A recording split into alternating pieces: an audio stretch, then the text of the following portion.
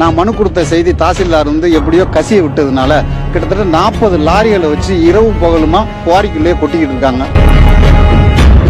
நாங்க மக்களை திரட்டி போராடுற தவிர வேற வழி இல்லை. வணக்கம். இன்னைக்கு பெரிய அளவுல பேசு பொருளா இருக்கிறது புதுக்கோட்டையில சமூக ஆர்வலர் ஜபகர் அலியோட மர்ம மரணம் தான். அதுல உண்மையிலேயே என்ன நடந்துச்சு? நீங்க புதுக்கோட்டையினுடைய நிருபரா இருக்கீங்க, களத்துல நேரா பாத்திருக்கீங்க, பின்னணியில என்ன நடந்துச்சு? அதாவது ஜபகர் அலி அப்படிங்கிறது அதிமுகனுடைய முன்னாள் ஒன்றிய செயலாளர், ஒன்றிய கவுன்சிலர் இருந்திருக்காரு. இப்ப அதிமுகனுடைய சிறுபான்மையினர் அணியிலையும் பொறுப்புல இருக்கிறாரு. இவரு சமூக ஆர்வலரும் கூட.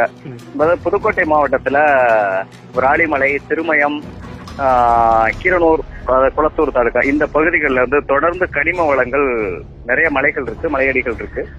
தொடர்ந்து கனிம கொள்ளைகள் நடந்துகிட்டே இருக்கு.